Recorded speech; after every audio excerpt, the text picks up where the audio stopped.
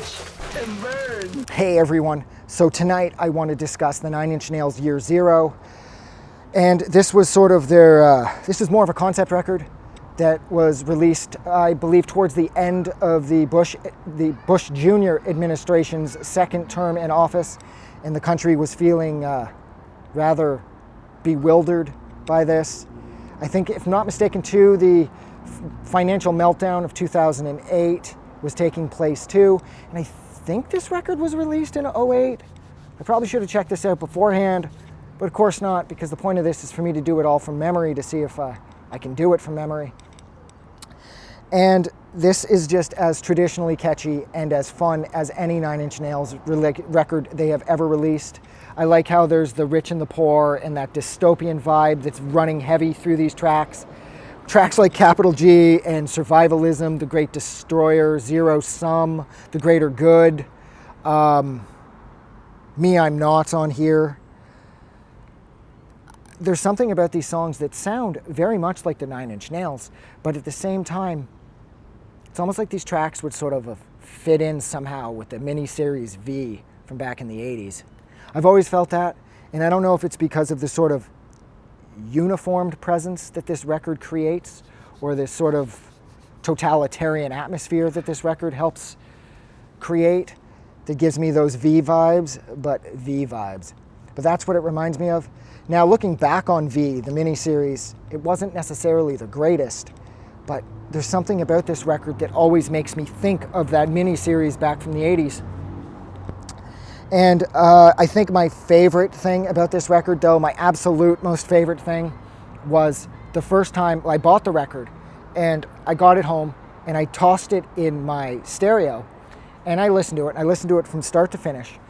And I remember when I took the disc out after I tore off the plastic wrap, and the disc it wasn't black, but it definitely wasn't light in any way either. It was on the blacker side of things, and it was cool looking, sort of had all this file folder look. And so I tossed it in the disc player, closed it up, hit play, and an hour and 3 minutes later, I came back, and I was taking the disc out, and the disc had changed color.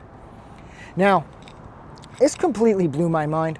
I remember at the time I phoned everybody I knew, and of course they were completely underwhelmed because they didn't care. But I remember I made like 5 phone calls right after taking the disc out. I remember I was like, oh my God, the disc is a different color. How the hell did they do this? I'm like, as if this record couldn't have gotten any perfect. They added in sort of this hyper color, early 1990s vibe where when you apply heat, the color changes. And I absolutely loved that. It made me feel like Reznor wasn't ever going to stop innovating. And the fact that the disc changed color was proof that this man's genius had just sort of eclipsed what I thought it was before, and how it really made me like thirst for everything he was going to do from this point forward. Now, from this point forward, he hasn't repeated the disc changing hypercolor thing, and that's okay. I don't really care if he does it again or not. Having it done once was plenty. It's really wild the first time you experience that. Like I said, I felt compelled to let people in my life know, which was probably a misstep socially speaking, because wow, did they not care. I mean, the only person that cared was my girlfriend at the time. She thought it was really fun, but she also really liked the Nine Inch Nails, so she was sort of biased in that regard. I also really liked how the disc, Jesus Christ, I can't talk, like the digipack opens, and you've got the one arm wearing what appears to be a suit jacket holding a Bible, and you have a more muscular arm holding some type of submachine gun on the other side, and they open out like this. And you do get that sort of religious right, gone too far, 1980s, and yet it's in the future, dystopian sort of government-controlled feel from the artwork as well, which is something I really appreciated because it sort of bookends all of the music. Everything's very cohesive, I suppose is a good word. Everything's working together to create this sense of totalitarianism.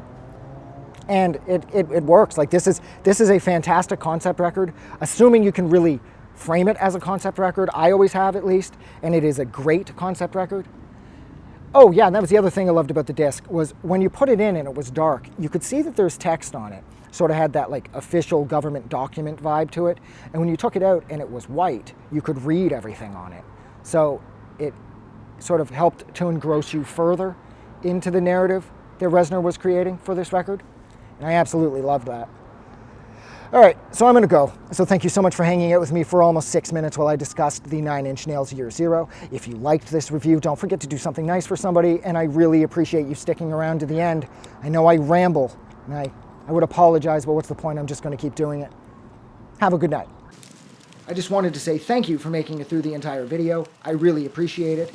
And I'm going to remind everyone one more time, even though I've probably already done this in the video that you just watched, to please click the like button as well as the subscribe button because it helps this channel grow. And thank you for hitting like and subscribe, and we will see you guys really soon.